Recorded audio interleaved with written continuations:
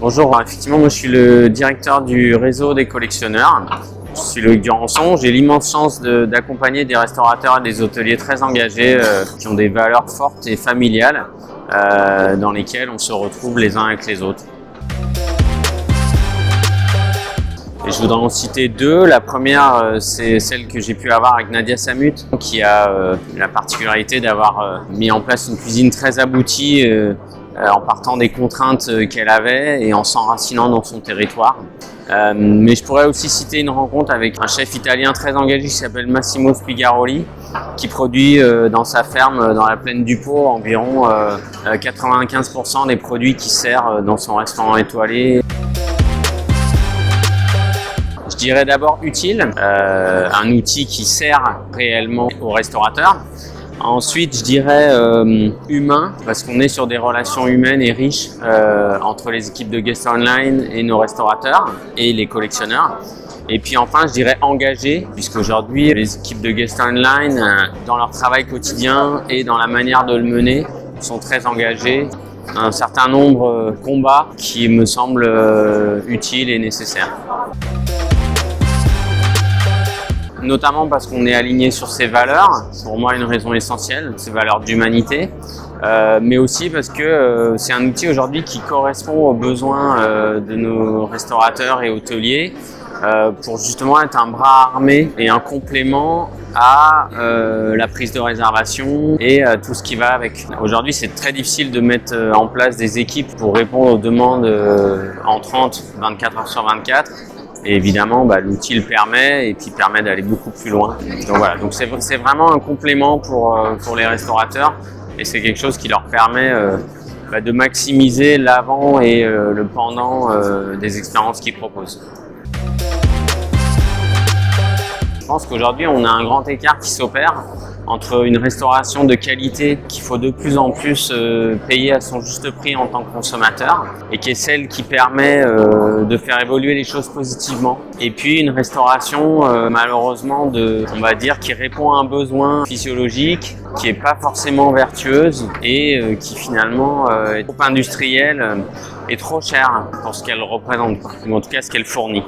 Et donc pour moi, il y a ce grand écart qui s'opère et à titre personnel et privé, c'est vrai que je vais préférer aller moins au restaurant, mais y vivre des expériences de grande qualité, que d'y aller régulièrement et finalement de faire des mauvaises tables. Et je pense qu'on a le devoir d'emmener les gens avec nous, parce que nous, on est des sachants sur la partie restauration.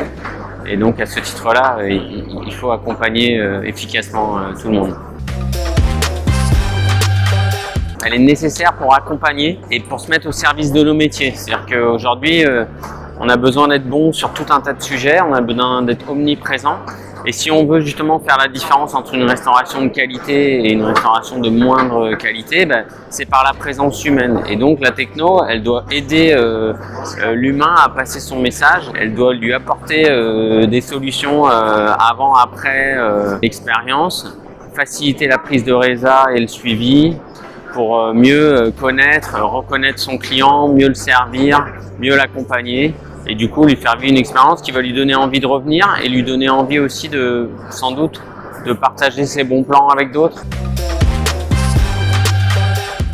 Alors pour moi, un restaurateur responsable, c'est quelqu'un qui va répondre à un certain nombre de valeurs et qui va finalement les mettre en place avec l'ensemble des parties prenantes et du coup qui va prendre sa place dans son écosystème et qui va faire en sorte que tout le monde soit préservé, tout le monde soit tiré vers le haut.